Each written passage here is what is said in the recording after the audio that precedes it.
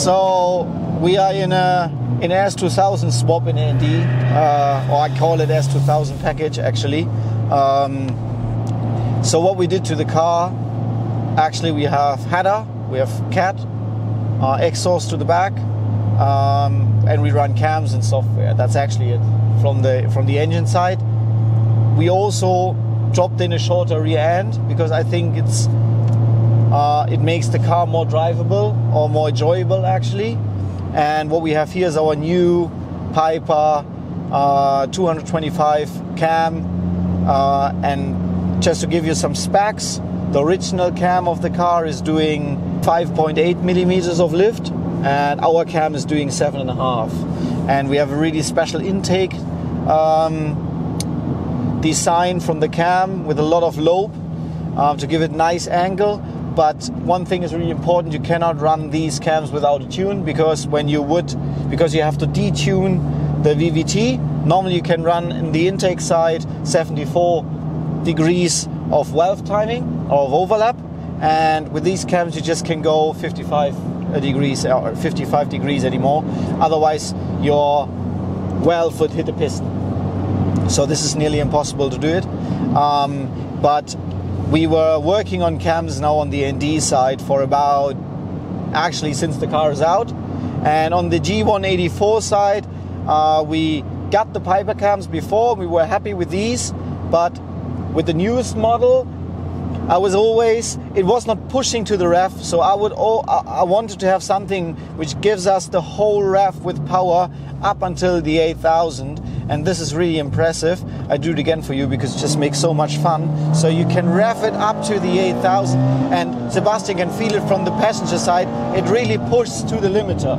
It's really not that you rev after 7.5 and the car is not revving anymore. You really can feel the push to the limiter, and I would say this is the most aggressive cam, and actually the most aggressive cam and the biggest cam you can run in the stock engine, because I do not think that any other company around the globe did so much investment and time to the camshaft to find the power solution and to go on these maximum points, because it was a lot of measuring and looks for how much we can open up the valve 2 degrees to the crankshaft. So this was like a lot of work, and what I actually did to get the car running, it took me 16 hours or something like this. So something around 16 hours or 2 days, but 14 hours really of dialing in cam degrees, checking for the maximum ignition timing, checking for temperature and all that stuff. So it was really a lot of work to get it working like OEM, and it was not on the one part get working OEM, so when you drive with the car slowly that it drives absolutely normal, on the other side that it revs like it should rev. So, and this is like the coolest part of it. So I can, when we're going back to third, and you really have torque, and now you can really feel how it goes, and there we are. The power band is impressive. It's like a 2-liter naturally inspired car, roadster. When we would dip now when we flip the roof down, for me it's the perfect car. I really like naturally inspired MX5, I really like naturally inspired Miatas, but just for my idea, something like this in an A chassis, perfect. So that would be the perfect of both worlds, and of cool driving. Yeah. Therefore, absolutely for sure. So yeah, if you have any interest in something like this, you can purchase it in our web shop, and we ship the stuff over to US or England or wherever you want to.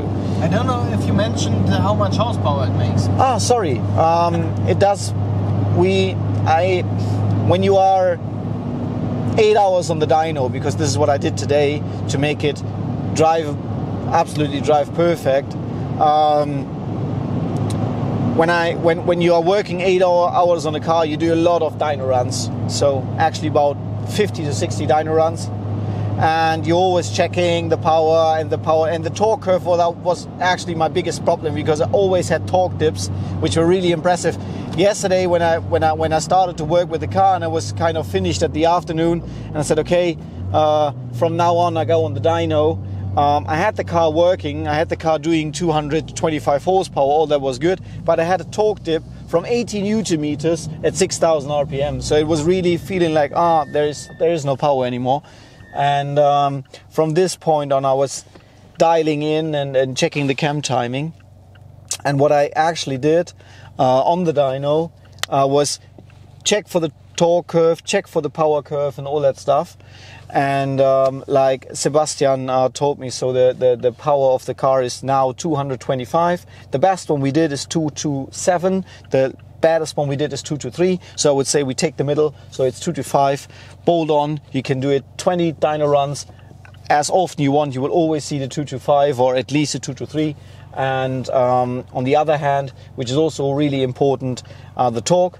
We are doing 220 Newton meters. We did the best one was 222 and the baddest one was 217. So we take the middle, 220, and there we are. So really, really nice to drive. And it's like when you floor it in the first gear and you go up in second, it's like so impressive. It's like a roadster has to be, you know. It's like, I like boosted Miatas also, but this is like the perfect way in the MX5 ND to make it fast.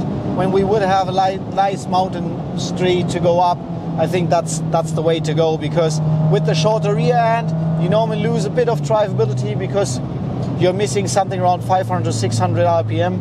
But with the increased RPM level, you're perfect spot on. So yeah, I'm happy to see some orders, probably from the US. So guys, see you then. Bye.